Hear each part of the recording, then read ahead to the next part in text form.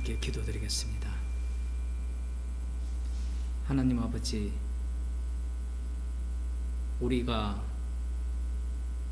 우리의 몸이 주님의 피로 값주어 산 것이 되었습니다. 나를 자랑하는 자가 아니라 예수님의 피공로를 자랑하는 인생으로 살게 하여 주옵소서.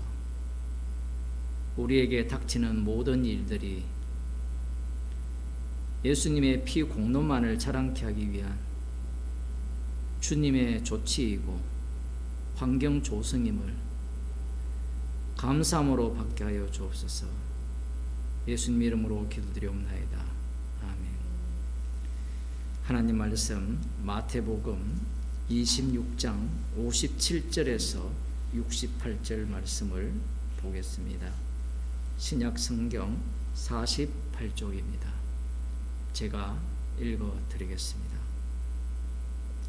예수를 잡은 자들이 끌고 대제사장 가야바에게로 가니 거기 서기관과 장로들이 모여 있더라. 베드로가 멀찍이 예수를 쫓아 대제사장의 집들에까지 가서 그 결국을 보려고 안에 들어가 하숙들과 함께 앉았더라. 대제사장들과 온 공회가 예수를 죽이려고 그를 칠 거짓 증거를 찾으매 거짓 증인이 많이 왔으나 얻지 못하더니 후에 두 사람이 와서 가로되 이 사람의 말이 내가 하나님의 성전을 헐고 사흘에 지을 수 있다 하더라 하니 대제사장이 일어서서 예수께 묻되 아무 대답도 없느냐? 이 사람들의 너를 치는 증거가 어떠하뇨? 하되 예수께서 잠잠하시거늘 대제사장이 가로되 내가 너로 살아계신 하나님께 맹세하게 하노니 네가 하나님의 아들 그리스도인지 우리에게 말하라. 예수께서 가라사대 네가 말하였느니라. 그러나 내가 너희에게 이르노니 이후에 인자가 권능의 우편에 앉은 것과 하늘 구름을 타고 오는 것을 너희가 보리라 하시니 이에 대제사장이 자기 옷을 찢으며 가로되 저가 참남한 말을 하였으니 어찌 더 증인을 요구하리요? 보라, 너희가 지금 이 참남한 말을 들었도다. 생각이 어떠하뇨? 대답하여 가로되 저는 사형에 해당하니라 하고 이에 예수의 얼굴에 침 뱉으며 주먹으로 치고 혹은 손바닥으로 때리며 가로되 그리스도야 우리에게 선지자 노릇을 하라. 너를 친 자가 누구냐 하더라. 아멘. 칼과 몽둥이를 들고 예수님을 잡은 자들이 끌고 대제사장 가야바에게로 갔습니다. 그곳에는 대제사장들이 있었어요. 장인어른이 있죠. 이 대제사장들과 온 공회가 예수님을 죽이려고 그를 칠 거짓 증거를 찾았습니다. 아니, 예수님을 죽이려고 결정을 했으면 증인이 왜 필요합니까? 이게 굉장히 중요해요. 스데반 집사님은 돌에 맞아 죽었어요. 예수님도 그렇게 죽일 수 있지 않나요? 성경을 읽으면서 여러분들이 그런 게 궁금하지 않습니까? 그런데 예수님의 인기가 좀 많았어요. 그래서 한밤중에 예수님을 잡은 겁니다. 이들이 거짓 증인들을 찾아서 마태는 이렇게 이야기를 합니다. 거짓 증인이라고. 아예 본인이 지금 성령을 받아서 기록하고 있기 때문에 저들이 세우는 것은 거짓 증인이라는 거예요. 이 말씀도 굉장히 어려워요. 왜냐하면 예수님이 왜 죽습니까? 자신이 정인이 되어서 죽거든요. 예수님의 말씀 때문에 십자가에 못 박도록 내어줌을 당하고 돌아가시게 되는데, 지금 이들은 어떤 그 행세를 하고 있느냐 하면 이 산헤드린 공회입니다. 70명 플러스 1, 대제사장까지 합치면 71명 이렇게 볼 수 있는데, 이들의 원천이 어디냐라고 하면 민수기에 나옵니다. 아니, 이런 마태복음을 볼 때도 민수기를 봐야 되느냐 이렇게 생각하지만, 이 십자가 사건은 성경 전체가 응축이 되어 있어요. 이 십자가 사건, 주님의 고난과 죽으심 속에 모든 성경이 끌려 들어옵니다. 블랙홀 같아요. 그러니 단순히 이 공회가 대제사장 중심으로 만들어진 게 아니라는 겁니다. 무슨 얘기냐면, 지금 이 시대는 로마의 지배를 받는 시대거든요. 로마의 지배를 받는 이 시대에 이 유대 지역은 그 전에 세웠던 왕이 까불어서 자리를 날려버리고 총독이 직접 통치하는 곳이 되었어요. 그러나 이 갈릴리 지역은 헤롯 안티파스라고 세리요한 죽인 자 있죠. 그 사람이 왕으로 행세하는 그런 시절입니다. 전체적으로 보면 지금 현재 유대인의 왕은 없습니다. 이 내용을 알아야 돼요. 유대인의 왕이 없기 때문에 최종 재판관이 누가 되느냐 하면 이 산헤드린 공회가 돼요. 우리들이 잘 아시다시피 이스라엘 백성들이 열국처럼 왕을 달라고 요구를 했죠. 그래서 사울왕을 주셨는데 그 사울왕을 피하고 다윗왕을 세웠고, 그 다윗왕 이후에 솔로몬 왕이 세워지는데, 우리는 솔로몬의 재판을 잘 알고 있습니다. 그 솔로몬의 그 재판은 그냥 하나의 그 지나가는 사건이 아니라 이스라엘 왕의 그 최종 자리를 설명해 주는 거예요. 지혜의 재판입니다. 본래는 왕이 없을 때는 누가 재판을 최종적으로 하느냐 하면, 광야 시절에는 모세가 했거든요. 그 다음 대제사장이 세워지면서 대제사장이 재판을 하도록 율법에 그렇게 명시가 되어 있습니다. 아직까지는 왕이 없거든요. 사사시대를 지나기까지는 왕이 없습니다. 하나님은 처음부터 이스라엘 백성들을, 이스라엘이라는 나라를 왕정 국가로 만들기를 목적한 게 아니에요. 여러분들이 이런 부분에 귀를 기울여야 돼요. 왜냐하면 목사나 신학자들이나 교인들이 하나님 나라를 이야기를 엄청 많이 하거든요. 하나님 나라.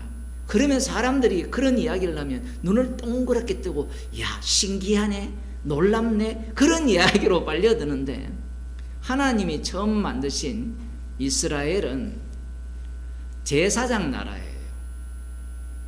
분명히 말씀하죠. 출애굽기 19장에 제사장 나라가 되게 할 것이라고 하셨어요. 하나님 나라가 아니에요. 그것은 종말에 예수님을 살해하는 그 시점에 그들이 구약 전체와 중관사를 해석한 이후에 이 선지자들이 예언한 나라를 하늘나라, 하나님 나라라고 생각했고 그 나라를 기다렸던 겁니다. 그래서 세례 요한이 회개하라, 천국이 가까이 왔다라고 말씀을 하신 거예요.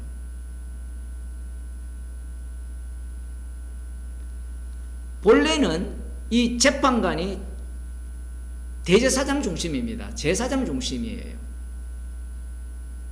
그런데 이 대제사장 중에 엘리라는 인물이 있거든요. 사무엘상에 보면 자식을 너무 사랑해. 오늘날 우리 같아요. 하나님보다 자식을 더 사랑해요. 그래서 대제사장이 잘렸습니다. 그 대제사장이 잘리면서 그 자리에 왕이 개입이 되면서 이 대제사장, 제사장 중심 체제가 왕 중심으로 바뀌어요. 여기에서 중요한 게 뭐냐면 제사장이 잘렸다라는 것은 그만큼 죄가 깊다라는 거고, 여기에서 왕정으로 넘어온다는 것은 죄가 더 깊어졌다라는 이야기예요. 그래서 왕정으로 넘어오면 왕이 최종 재판관이 되고, 그전에는 제사장이 재판관이 돼요. 지금 이 시대는 왕은 없죠.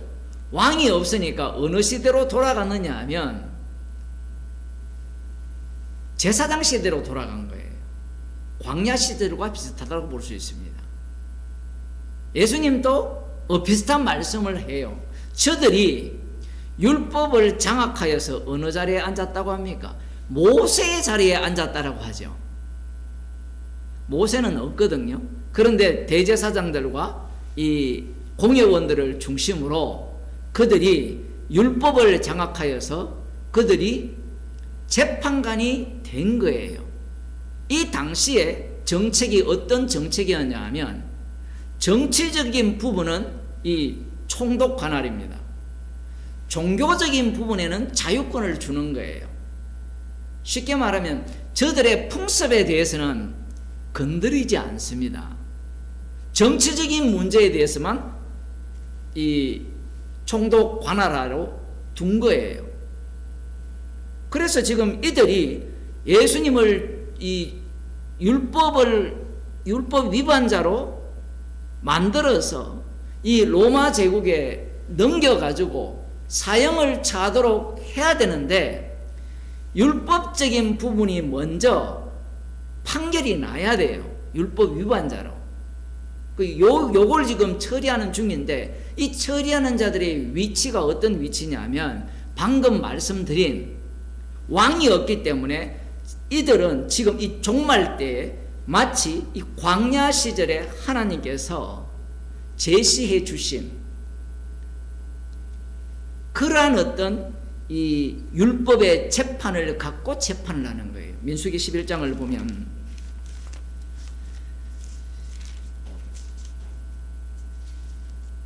민수기 10장 11절에 보면 시내산에서 거의 1년 정도 머무르다가 제2년 2월 20일에 구름이 오르니까 떠납니다. 이제 떠나서 11장으로 넘어오거든요. 되게 재밌는 게 시내산에서 떠난 지 최장으로 보면 한 5일 걸렸어요. 11장까지 넘어오기가. 짧게 보면 3일이에요. 그런데 여기에서 이스라엘 백성들이 하나님을 향해서 원망을 합니다. 거의 1년 가까이 만나만 먹였거든요. 처음에 먹을 거 없을 때는 예를 들어 빵을 준다 칩시다. 오늘 떡국떡을 가져오셨는데 떡국떡을 줬어요. 가래떡을.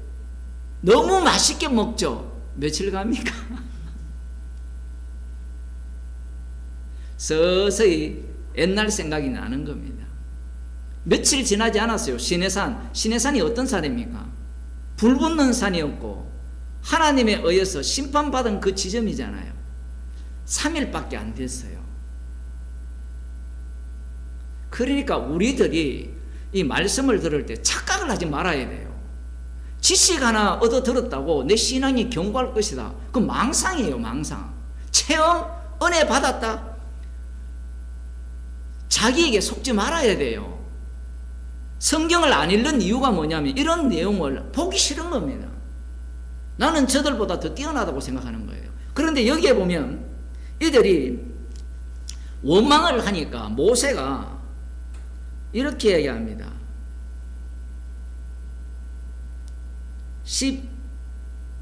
11절 여호와께 여짜오되 주께서 어찌하여 종을 괴롭게 하시나이까? 어찌하여 나로 주의 목전에 은혜를 잊게 아니하시고, 은혜 주지 마시고 그냥 그 미디안 땅에 내버려 두시지. 왜 불러서 이런 개고생을 시키느냐라고 원망을 하는 거예요. 모세가. 모든 백성을 내게 맡기사 나로 그 짐을 지게 하시나이까. 이 모든 백성을 내가 잉태하였나이까. 내가 어찌 그들을 생산하였기에 주께서 나더러 양육하는 아비가 젖먹는 아이를 품듯 그들을 품에 품고 주께서 그들의 열조에게 맹세하신 땅으로 가라 하시나이까. 이 모든 백성에게 줄 고기를 내가 어디서 얻겠습니까? 그들이 나를 향하여 울며 가로되 우리에게 고기를 주어 먹게 하라 하온즉 책임이 심히 중하여 나 혼자는 이 모든 백성을 칠 수 없나이다. 주께서 내게 이같이 행하실진대 구하옵나니 내게 은혜를 베푸사 즉시 나를 죽여 나로 나의 공광을 보지 않게 하옵소서. 성질이 단단히 났죠. 자기 혼자 이 많은 백성의 요구를 들어줄 능력이 없고 감당할 수 없다라는 거예요. 여기에 하나님께서 응답하신 게 뭐냐면 사람들, 그 이스라엘 백성들 중에 장로와 그리고 지도자급 되는 사람 70명을 뽑아라. 그들에게 내가 너희에게 내린 하나님의 영을 똑같이 부어주겠다라고 하십니다.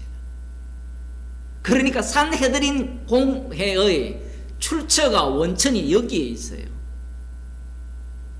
그런데 여기에서 중요한 게 있어요. 산헤드린 70명이 하나님의 신을 받아서 예언을 했거든요. 그런데 여러분들이 잘 아시다시피 13장이 이 가나안 땅을 정탐을 하잖아요. 그리고 14장에서는 한 두목을 세우고 애굽으로 돌아가자라고 이야기합니다.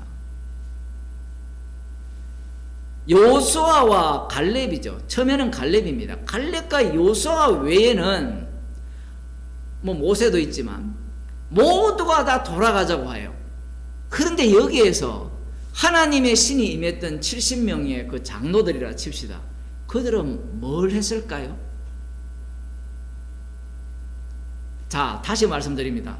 11장은 시내산에서 떠난 지 짧게는 3일, 길게는 5일 지났어요. 그리고 거기에서 민수기 13장 정탐꾼을 보내는 그 시점까지의 거리는 길게 잡으면 15일 정도 걸립니다. 이 거리가 15일. 그리고 정탐꾼이 며칠간 정탐했어요? 40일이죠. 그러면 55일이 지났어요. 이때 하나님의 신이 임한 70명이 뭘 했느냐라는 거예요. 우리는 이 구약이 어렵기 때문에 이렇게 연결해서 못 읽죠. 그래서 쉬운 성경을 읽으려고 해요.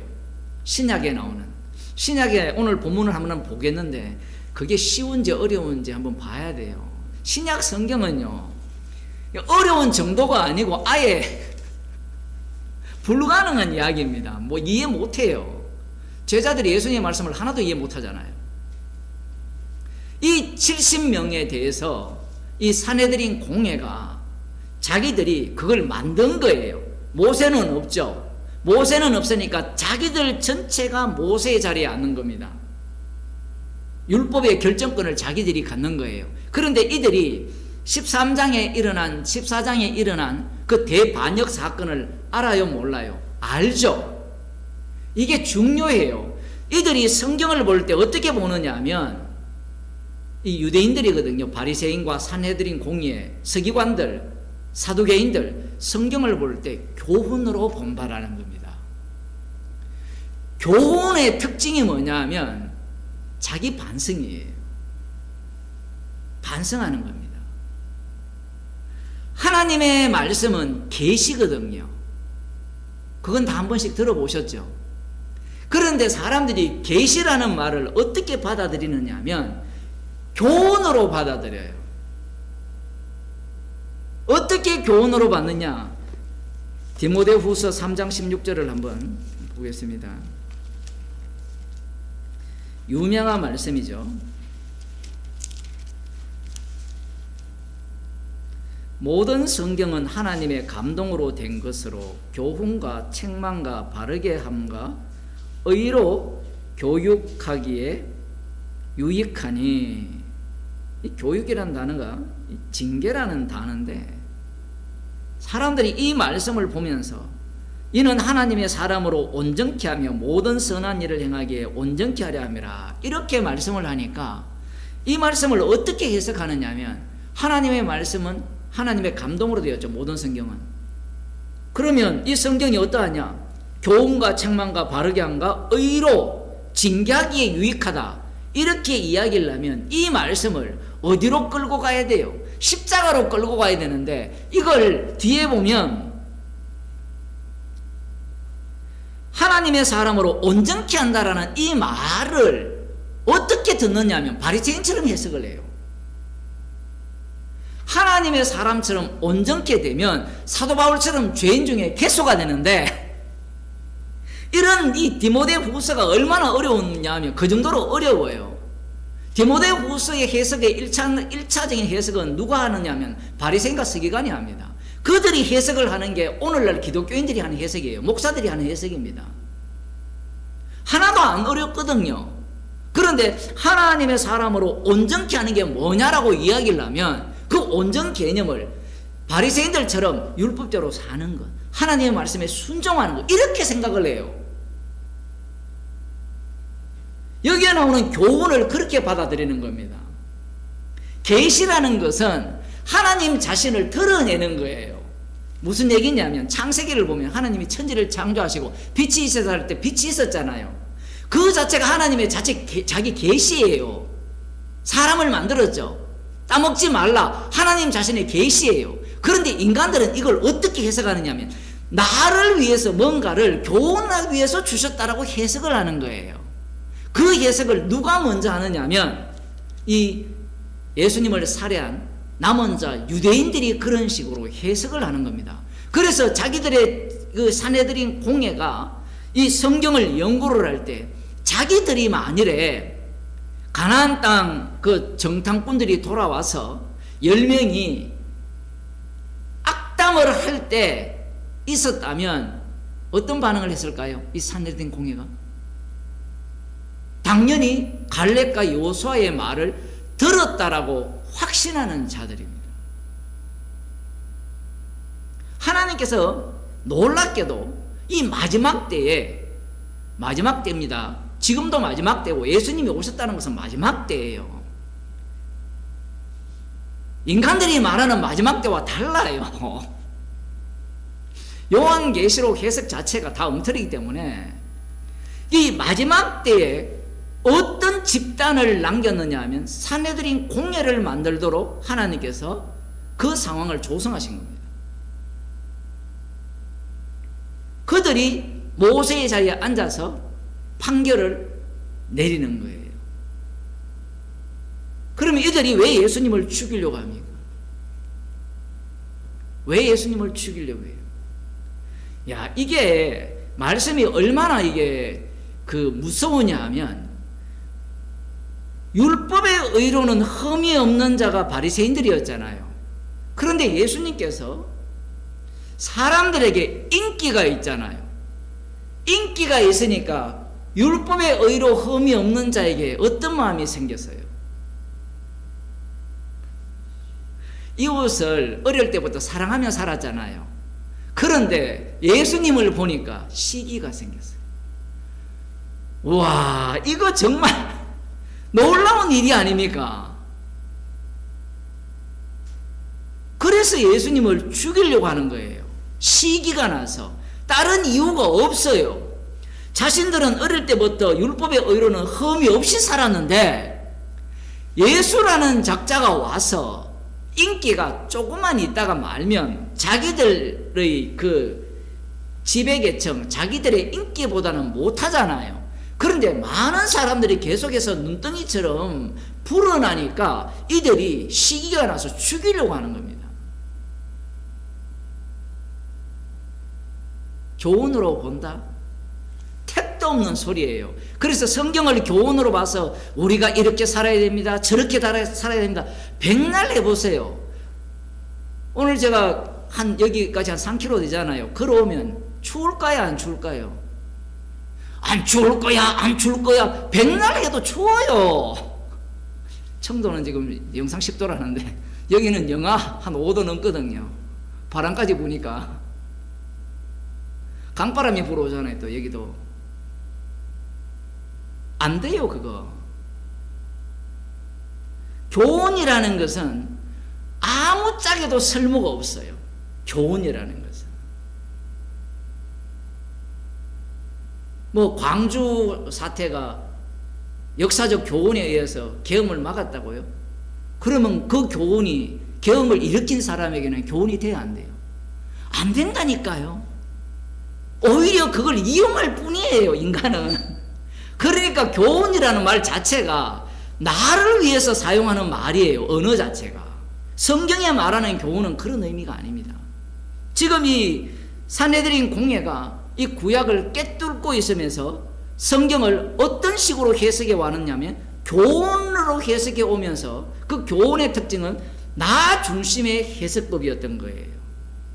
그래서 나를 건드리는 놈은 누구든지 죽이겠다는 겁니다. 거기에 누가 걸려들었냐면 지금까지는 아무도 안 걸려들었어요. 예수님이 걸려든 겁니다. 왜 걸려들었습니까? 민중들이 자기들이 원하는 메시아상이 따로 있었거든요. 예수님이 병자를 고쳤잖아요. 죽은 자를 살렸잖아요. 오병이의 기적을 일으켰잖아요. 그러니까 예수님의 인기가 있을 수밖에 없잖아요. 오늘날도 그렇다면 사람들이 다 따라다니잖아요.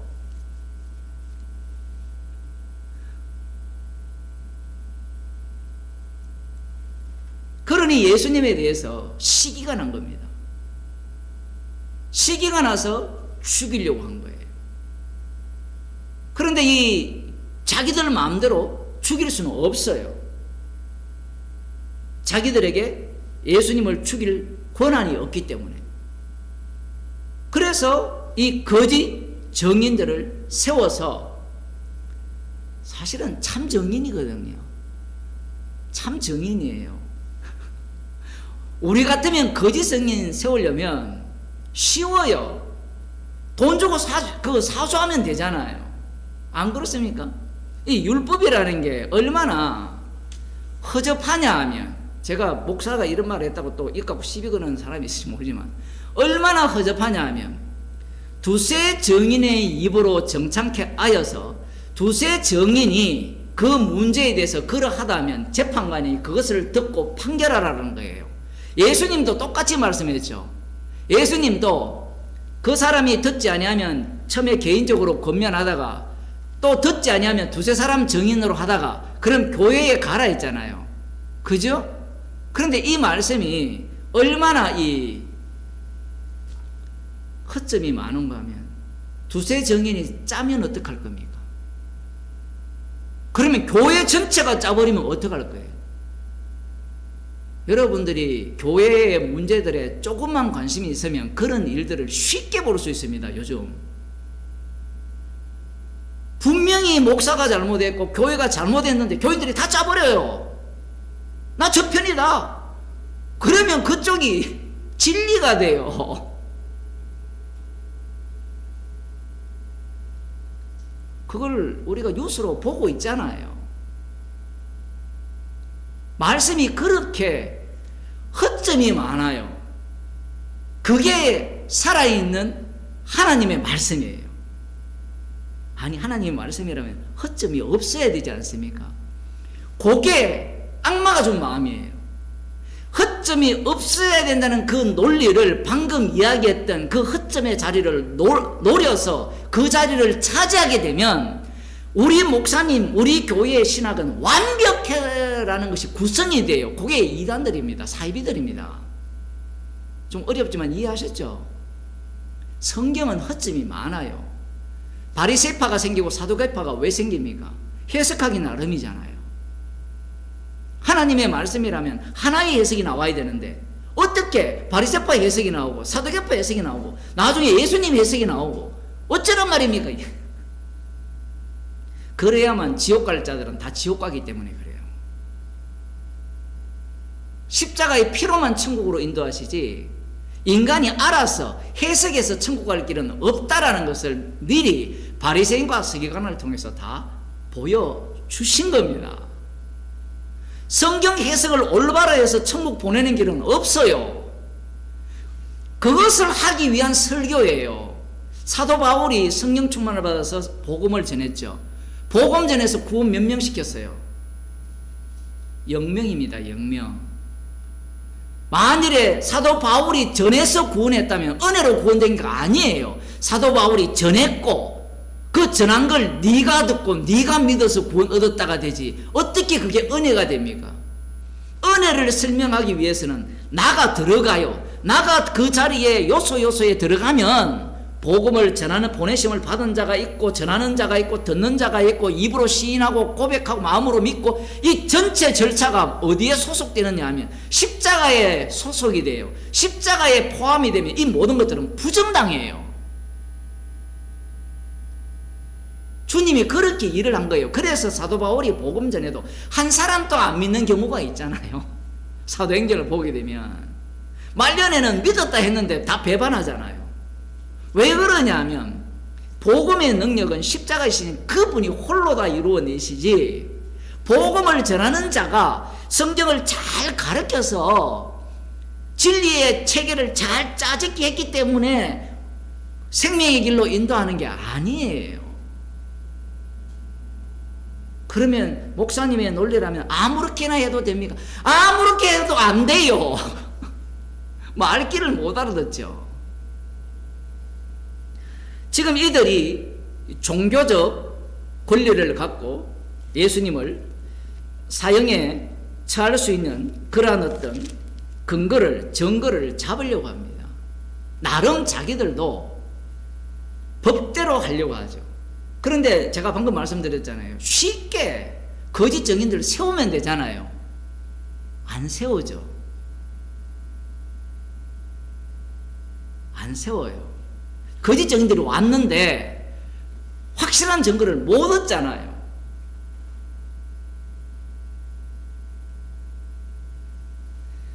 말씀 좀 더 봅시다. 61절 60절에 거짓 증인이 많이 왔으나 얻지 못하더니 후에 두 사람이 와서 가로되 이 사람의 말이 내가 하나님의 성전을 헐고 사흘에 지을 수 있다 하더라. 이건 마태복음에는 이 말씀이 안 나와요. 요한복음에만 나옵니다. 요한복음 2장을 보겠습니다.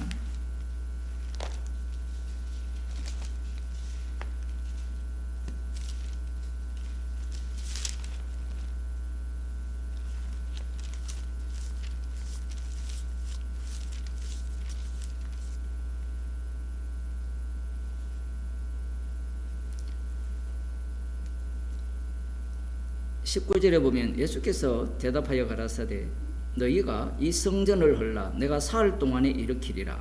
맞죠? 그런데 유대인들이 가로되 이 성전은 46년 동안에 지었거늘 네가 3일 동안에 일으키겠느냐 하더라.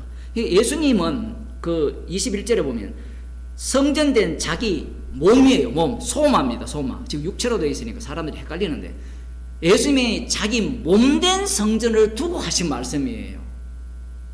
그런데 유대인들 입장에서는 46년 동안 지어지고 있는 헤롯 성전을 두고 생각을 한 거예요. 자, 그래서 지금 오늘 신문에 예수님을 신문할 때 성전을 헐고 사흘에 지을 수 있다 하더라 하니 대제사장이 일어서서 예수께 묻되 아무 대답도 없느냐 이 사람들의 너를 치는 증거가 어떠하뇨? 이들의 말이 맞느냐라고 할 때 여기에서 우리 같으면 답변할까요? 답변하지 않을까요? 야야야야야 내 말의 뜻은 내 몸된 성전을 내 몸이 성전이라는 것을 말해서 말한 거야. 그런데 그 요한복음 2장을 보면요 제자들도 이 말씀의 의미를 언제 알아듣습니까? 죽으시고 부활하신 이후에 성령 받은 이후에 알아요. 이 말씀의 뜻을. 제자들도 어떻게 이해했을까요? 지금 이들과 똑같아요. 헤롯 성전을 무너뜨리고 3일 만에 일으킬 거다? 그걸 믿었을까요? 안 믿었을까요? 아니, 무리로 걷고 오병이의 기적 정도 일으키면, 물로 포도주 만들면 그쯤이 하지 않겠느냐. 인간의 믿음이 그 정도로 안 가요.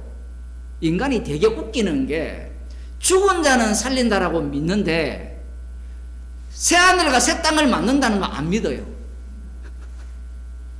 그래서 이 주님의 심판이 이 온 우주를 불심판한다는 것을 인정하지 않습니다. 그들은 성경대로 안 믿어요. 믿을 수 있는 부분까지만 믿어요. 그런데 예수님께서 이걸 설명한다고 한들 상대가 알아듣습니까? 못 알아듣습니까?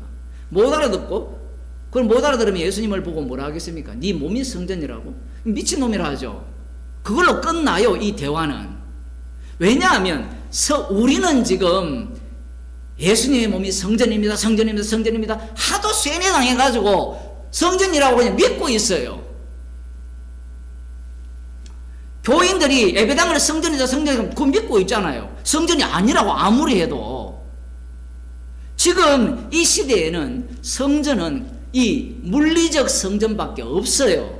다른 개념이 없습니다. 그러니 예수님께서 대답을 안 해요.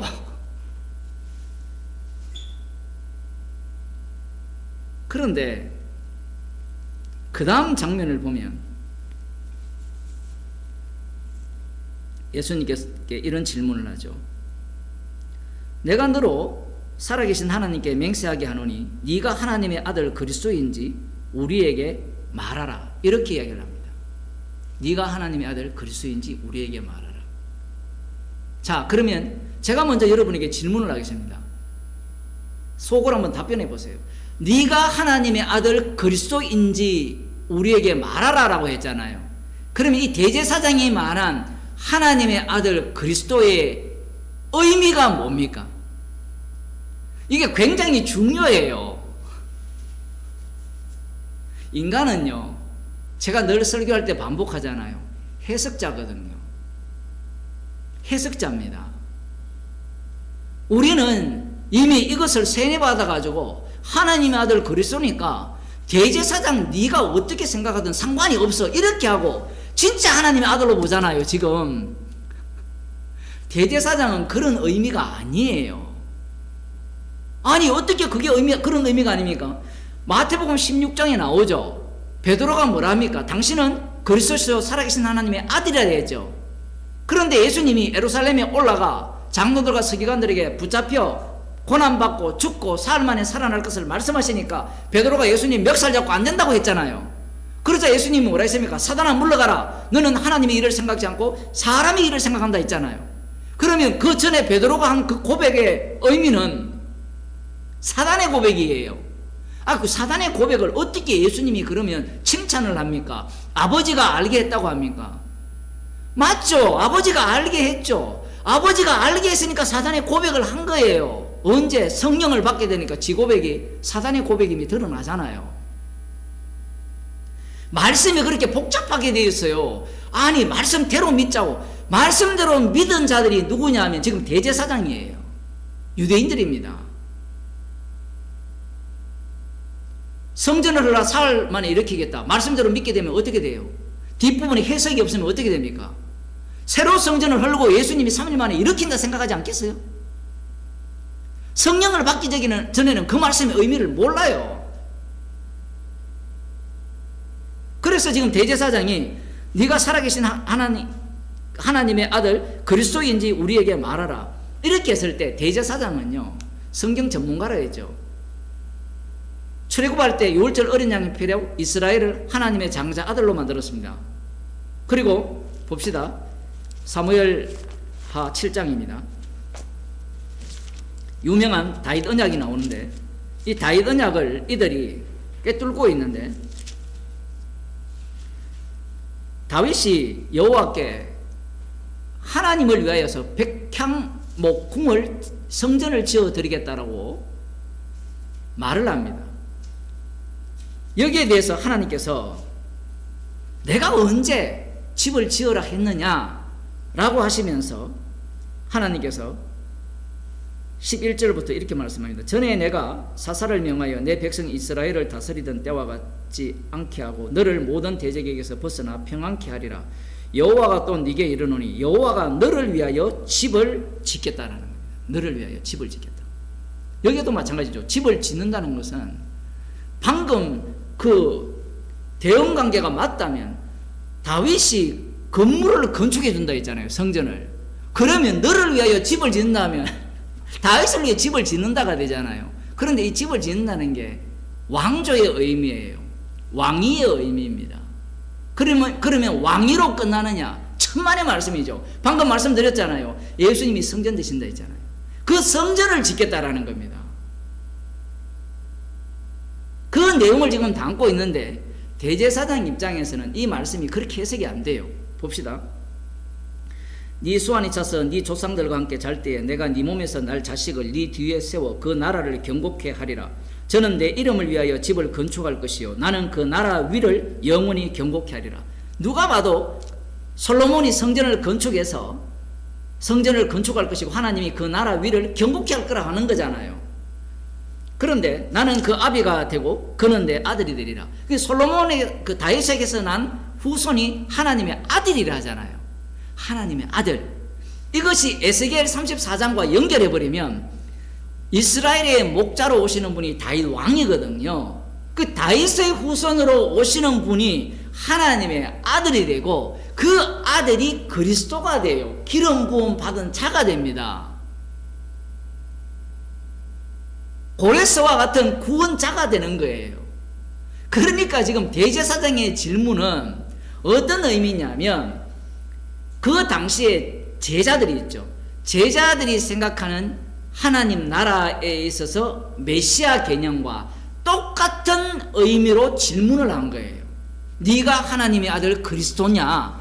진짜 하나님의 아들이냐? 이걸 물은 게 아니에요. 지금 사람들이 그리스도라고 하잖아요. 그리고 그리스도라는 것은 분명히 이 사무엘하 7장에 의하면 다윗의 후손으로 오니까 하나님의 아들이 되잖아요. 그 아들이 영원한 나라를 세운다고 되어 있거든요. 그래서 묻는 겁니다. 물을 때 예수님께서 어떻게 답변하시는지를 보겠습니다. 이게 왜 중요하냐면 대제사장이 이 질문을 했을 때 하나님의 아들 그리스도냐라고 했을 때는 이 대제사장 입장에서 유대인들 입장에서 기다리는 메시아상이 따로 있어요. 따로 있다고요. 사도계인들 같은 경우에는 하나님 나라를 기다리지도 않는다 그러죠. 아예. 왜냐하면 자기들이 지금 권력과 모든 부를 누리는데 그게 하나님 나라잖아요. 아니 김정은이 입장에서는 지가 사는 세계가 하나님 나라잖아요. 그렇지 않습니까? 교인들이 목사들한테 속는 이유가 뭐냐면 목사는 왕조를 건립하거든요. 그러면 자기 마음대로 모든 걸 다 해요. 그러면 그게 하나님 나라예요. 근데 교인들은 그것도 모르고 계속 헌금만 하는 겁니다. 지금 이 질문을 한 것이 네가 진짜 하나님의 아들 그리스도냐 이 의미는 선지자들이 예언한 메시아가 맞느냐라는 질문이에요. 그런데 예수님이 어떻게 답변합니까? 네가 말하였느니라. 여기까지만 딱 끝나면요 별 문제가 없어요. 왜냐하면 자기가 메시아라고 한 자들이 한둘입니까? 지금도 자기가 예수라고 하는 자들이 한 50명이 넘는다는데 대한민국에만 전 세계적으로 얼마나 많아요. 네가 말하였느니라. 그 다음 말씀이 중요해요. 예수님의 말씀 해석입니다. 구약에 대한 해석이에요. 다윗 언약에 대한 해석입니다. 이게 굉장히 중요합니다. 봅시다. 그러나 내가 너희에게 이르노니 이후에 인자가 권능의 우편에 앉은 것과 하늘 구름을 타고 오는 것을 너희가 보리라 하시니. 아니 하나님의 아들 그리스도가 이렇게 오는 것이 뭐가 문제냐 라고 우리는 쉽게 생각하지만 달라요. 이 의미가. 방금 대제사장이 물은 하나님의 아들 그리스도냐의 의미와 예수님이 네가 말했다, 말했는데 네가 말하는 그 의미가 아니라 그 말씀의 본래 취지는 바로 이 내용이라는 거예요. 그래서 예수님이 이후에 내가 너에게 이르노니 이후에 인자가 권능의 우편에 앉은 것과, 이게 굉장히 중요해요. 권능의 우편에 앉는다는 말은 우리는 삼일체론적으로 하나님 우편에 앉잖아요, 이렇게 논리를 펴죠. 여러분은 그렇게 안 펴는지 모르겠지만 권능의 우편의 자리라니까, 우편의 자리는 1인자입니까 2인자입니까? 2인자죠. 그게 유대인과 우리의 차이예요. 이 우편의 자리는요, 주의 자리입니다. 구약의 여호와의 권능의 자리예요. 지금 무슨 말씀인지 이해되시나요? 구약의 시편이나 이런 내용들을 보면 여호와께서 우편에 계셔서 나를 보호하신다라는 이런 고백들이 여럿 나옵니다. 그 유대인들 입장에서는 권능의 우편에 앉아버리면, 우리는 예수 믿는다고 하는 사람은 삼일체에 미쳐가지고 예수님이 당연히 성자니까 이렇게 해석을 하지만, 유대인들은 그런 해석이 아니에요. 유대인들은 권능의 우편에 앉아버리면 우리는 가운데 자리가 최고잖아요. 그런데 우편의 자리가 심판권을 가져버립니다. 그걸 예수님이 요한복음에서 말씀하셨잖아요. 아버지께서 아들에게 모든 심판권을 맡겨버려요. 그걸 상속이라 하잖아요. 우리가 사극을 보면 왕이 왕위를 물려줄 때 모든 것들을 물려줘버리면 왕은 뭐가 돼요? 왕의 아버지일 뿐이에요. 모든 권세를 누가 가집니까? 그 아들이 되잖아요. 아들이 가지잖아요. 지금 그 원리입니다. 권능의 우편의 자리에 앉는다는 말은 요한복음 말씀과 똑같아요. 5장에 나오는 인자됨을 인하여 심판하는 권세를 갖게 된다는 거예요. 그러면 아버지가 뭐가 돼요? 유대인들이 생각하는 하나님은 뭐가 됩니까? 그 유대인들 대제사장들 입장을 생각을 해야 돼요. 아무것도 아닌 겁니다. 왜 그러냐면 모든 심판을 여호와께서 하셨거든요. 그리고 더 중요한 것은 신명기에서 하나님은 하나뿐인 하나님이에요. 나 외에는 다른 신이 없어요. 그런데 예수라는 이 사람이죠. 사람이 와서 자신이 권능의 우편에 앉아서, 이 우편의 자리는 심판의 자리니까 심판주가 된다라는 이야기를 한 겁니다. 우리가 읽는 것과 너무 다르죠. 저쪽이 듣는 것과. 그들의 머릿속에는 이 그리스도는 그냥 다윗의 후손으로 와서 하나님이 오는 게 아니고, 다윗의 후손으로 와서 똑같아요. 여호와의 왕되심을 드러내는 영원한 메시아가 올 거라고 생각을 한 거예요. 그런데 예수님의 입장은 뭐냐면, 그리스도가 맞는데, 하나님의 아들이 맞는데, 그 하나님의 아들은 진짜 하나님의 아들이 되고, 그 하나님의 아들은 놀랍게도 그 전에 아버지께서 가졌던 그 심판권을 아들이 다 갖는다가 되어버리는 겁니다. 그러니까 유대인들 입장에서는 하나님이 둘이 되어버리잖아요. 하나님이 둘 되는 것도 용납할 수 없는 일이고, 예수님이 하나님이라는 것도 용납할 수 없는 일이고, 그 심판주의 자리에 예수님이 앉는다고 하니까 지금까지 시기고 뭐고 이런 게 다 날아가 버려요. 지금 이 과정을 아셔야 돼요. 지금 이들이 예수님을 죽일 때 처음엔 시기로 출발했잖아요. 시기로 출발해서 거짓 정인을 세워서 어쨌든 이 율법 위반자로 만들어서 살인 죽이는 그 율법 위반자로 만들어 가지고 넘기려고 했는데, 질문에, 이 대제사장의 질문에 예수님이 걸려들었어요. 걸려들어서 예수님 발언 자체가 율법 위반자가 되죠. 이런 말씀들이 어려운 이유가 뭐냐면, 교인들의 문제가 뭐냐면 율법 위반자가 아니잖아요, 이렇게 나와요, 논리가. 여러분들이 구약을 읽어보세요. 하나님은 한 분뿐인데 심판주는 여호와밖에 없어요. 구약에는 아들에게 심판권을 맡긴다도 없고요. 하나님이 둘이라는 것도 없어요. 엘로힘이라는 것은 원래 복수로 다 설명이 돼요. 이방인 나라도 엘로힘이 복수예요. 다 신들이잖아요.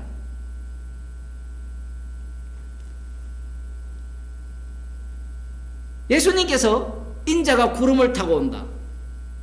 여기까지 말씀을 하신 거예요.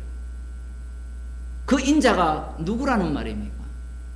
다니엘이 예언했던 인자인데 그 인자의 실체를 들여다보니까 권능의 우편의 자리에 앉아서 심판주가 되어서 구름을 타고 온다는 거예요. 그건 모르겠고 중요한 것은 이들은 신성모독이라는 겁니다. 신성모독. 여기에 예수님을 걸고 넘어진 거예요. 도무지 유대인들이, 그러니까 남은 자 바리새인들이죠, 산헤드린 공회가 해석할 수 없는 말씀을 예수님이 하신 거예요. 이렇게 말하면, 하여 목사님, 시편 110편에 주께서 내 주에게 이르시되 라고 말씀을 하면서 내 원수로 내 발등상 되게 하기까지 너는 내 우편에 앉아서라 했지 않습니까? 거기에 대해서 예수님께서 이 바리새인들한테 질문을 했잖아요. 마태복음 22장에 질문을 할 때 그들이 답변을 못했어요. 다윗의 후손으로 오시는 분이 어떻게 주가 되겠느냐라고 물었을 때 아무 대답도 못했죠. 이 말씀이 왜 중요하냐면, 그때도 설교를 했습니다만 뭐 유튜브에 들어가서 찾아보시든가 하면 되는데, 이게 왜 중요하냐면 시편 110편이 눈앞에 있잖아요. 눈앞에 있는데 왜 그 본문이 해석이 안 되느냐 하면, 선후 관계를 따지면 신명기에는 하나님 한 분뿐이에요. 하나님이 한 분뿐이에요. 그 논리로 들어가기 때문에 주께서 내 주에게 이르시되, 주가 두 분이잖아요. 분명히 110편에. 이게 그들의 생각으로는 해석 불가예요. 그러면 그 본문은 어떻게 해석하겠습니까? 지 마음대로 해석하죠. 뭐 어떻게 해석하겠어요? 오늘날 목사들이 성경 본문을 해석할 때 어려우면 지 마음대로 끌고 해석하잖아요. 똑같습니다. 해석이 안 되면 그냥 버려두는 겁니다. 이들은 해석되는 것부터 논리적으로 해석을 하는데, 그 해석이 왜 안 되느냐라고 하면 완료성 차원에서, 십자가에서 다 이룬 차원에서 보게 되면 그들의 성경 해석법은 철저하게 자기 구원, 자기를 위한 해석을 하는 겁니다. 예수님은 지금 어떤 해석을 하죠? 시편 110편이나 이 모든 말씀들이 자신에 대해서 증거하고 있다라고 해석을 해요. 예수님이 인자됨을 인하여 심판주 되심을 증거하는 말씀이라고 해석을 하는 겁니다. 방금 네가 하나님의 아들 그리스도냐? 네가 말했다. 그래, 네가 말하는 그 모든 내용들은 인자, 진짜 하나님의 아들이 이 땅에 오셔서 그 인자로서 자기 백성의 죄를 담당하고 죽고 부활하여서 심판주가 되는 권능의 우편에 앉아서 심판주로 오시는 이 예수님을 증거하기 위한 구약이고 율법이고 그리스도요 하나님의 아들이라는 겁니다. 이렇게 되면 지금까지 해석한 모든 해석들이 악마적 해석이 돼요. 성경대로 해석한 그 해석법이 악마적 해석이 돼요. 그래서 사도 바울이 로마서에서 뭐라고 얘기합니까? 율법이 내게 오기 전에는 죄를 죄로 알지 못했다 하죠. 그 말씀이 어떤 의미입니까? 바리새인으로 있을 때는 율법이 왔어요, 안 왔어요? 안 왔다니까요. 율법을 알죠. 아니까 율법을 범하면 죄고 안 범하면 죄가 아니고, 이런 논리였는데 율법이 와버리니까 자기가 어떤 탐심이 있었어요? 하나님의 자리에 올라서 심판주가 되겠다는 그런 죄인으로 드러난 거예요. 해석법이 완전히 달라지는 겁니다.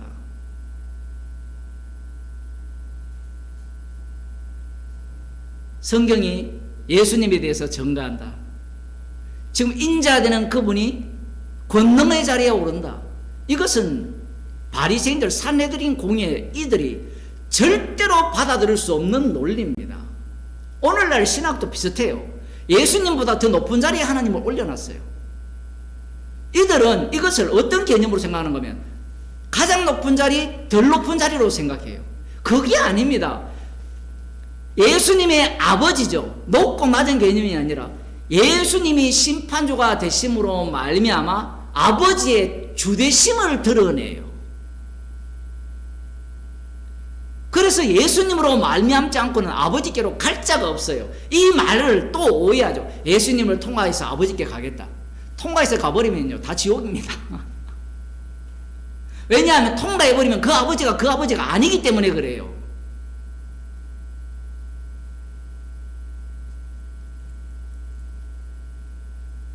이에 대제사장들이 자기 옷을 찢으며 가로되 저가 참남한 말을 하였으니 어찌 더 증인을 요구하리요. 보라 너희가 지금 이 참남한 말을 들었도다. 생각이 어떠하뇨. 대답하여 가로되 저는 사형에 해당하니라 하고 예수님을 이제 짓밟기 시작을 하는 겁니다. 이제 비로소 이들은 예수님을 죽일 증거를 얻은 겁니다. 모든 사람들이 증인이 되었어요. 놀랍죠? 예수님은 아버지께서 말씀하신 그 말씀의 위반자로서 죽임을 당하는 겁니다. 그것이 바로 말씀의 성취라는 거예요. 바리새인과 서기관들, 여기 산헤드린 공회의 가장 큰 문제는 성경은 우리를 위해 있어야 된다는 논리를 편 겁니다.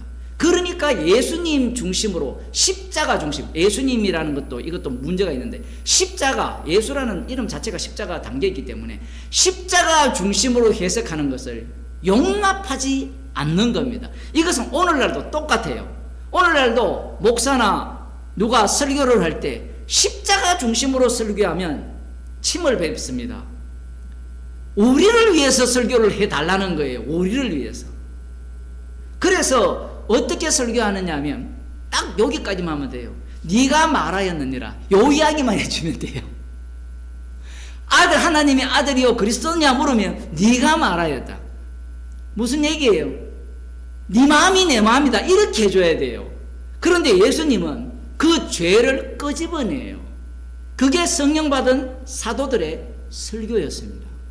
성경은 우리를 위해 기록된 게 아니에요. 인자되는 그분이 심판주 되심을 증거하기 위한 말씀입니다. 말씀만 그렇습니까? 말씀이 그러다는 것은 우리 몸 자체가, 이 세상 전체가 십자가 지신 분이 주되심을 드러내는 세상이에요. 아이, 목사님 지금 사는 게 힘들고 형편이 어쩌고, 그것이 주님의 주되심을 드러내는 조치예요. 기도하겠습니다. 하나님 아버지, 모든 사람을 죄 아래 불순종 가운데 가두어 두심은 긍휼을 베풀려 하심이라고 말씀하셨습니다. 인자 대신 예수님의 심판주 되심을 증거하기 위한 말씀이기에 우리는 이 땅을 살아가면서 걸릴 수밖에 없고 넘어질 수밖에 없지만 주께서 긍휼을 베푸셔서 날마다 십자가 사랑으로 인도하심을 감사드립니다. 저희들을 긍휼히 여기사 십자가에 피 흘리신 예수님의 주되심을 증거하는 정인으로 날마다 살아가게 하여 주옵소서. 예수님 이름으로 기도드리옵나이다. 아멘. 하늘에 계신 우리 아버지여, 이름이 거룩히 여김을 받으시오며 나라에 임하시오며 뜻이 하늘에서 이루어진 같이 땅에서도 이루어지이다. 오늘날 우리에게 일용할 양식을 주옵시고 우리가 우리에게 죄진 자를 사하여 준 것 같이 우리 죄를 사하여 주옵시고 우리를 시험에 들게 하지 마옵시고 다만 악에서 구하옵소서. 대개 나라와 근사와 영광이